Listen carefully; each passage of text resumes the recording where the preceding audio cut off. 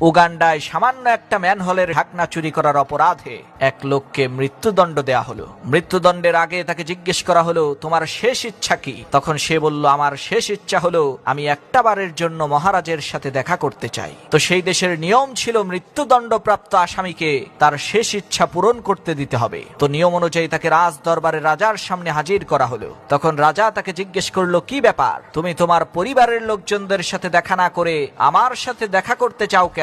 তখন সেই চোর বলে উঠল, মহারাজ, আমার কাছে এমন একটা মহামূল্যবান গাছের বীজ আছে, সেই বীজ থেকে একটা গাছ হবে, আর সেই গাছ একজন মানুষের সমস্ত ইচ্ছা পূরণ করতে পারবে।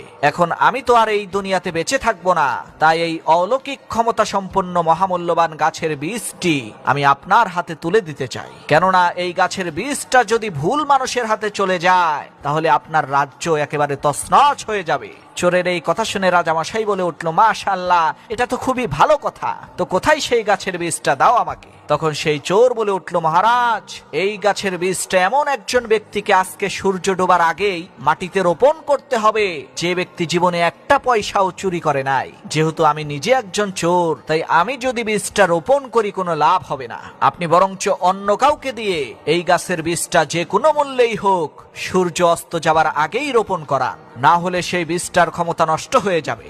রাজামশাই যখন মন্ত্রীকে দায়িত্ব দিল, মন্ত্রী বলল, মহারাজ, আমাকে ক্ষমা করবেন, আমি এত টাকা পয়সা আদান প্রদান করি, দুই একটা টাকা এদিক সেদিক তো হয়ে যেতেই পারে, সুতরাং এই দায়িত্বটা আপনি অন্য কাউকে দেন। তখন রাজামশাই একে একে খাদ্যমন্ত্রী, অর্থমন্ত্রী, স্বাস্থ্যমন্ত্রী, শিক্ষামন্ত্রী সবাইকে ওই গাছের বীজটা লাগানোর জন্য বললেন, কিন্তু সবাই অস্বীকৃতি জানালো। তারা বলতে লাগলো, মহারাজ, আমরা এত টাকা পয়সা নাড়াচাড়া করি, যার কারণে দুই একটা টাকা তো এদিক সেদিক হয়ে যেতেই পারে, এর চাইতে ভালো হয় গাছটা আপনি নিজেই লাগান। তখন রাজা বলল, আরে কি সব যাতা বলো, আমি তো বড় রাজ্য চালাই, তাহলে আমারও তো দুই একটা টাকা এদিক সেদিক হয়ে যেতেই পারে। তখন সেই চোর বলে উঠল, মহারাজ, চোর তো শুধু আমি একা না, আপনারা সবাই তো চোর, তাহলে কেন একটা ম্যানহোলের ঢাকনা চুরি করার অপরাধে আমাকে মৃত্যুদণ্ড দিলেন? চোরের এই কথা শুনে রাজামশাই লজ্জিত হয়ে বললেন, ঠিক আছে, যাও, তোমাকে মাফ করে দিলাম।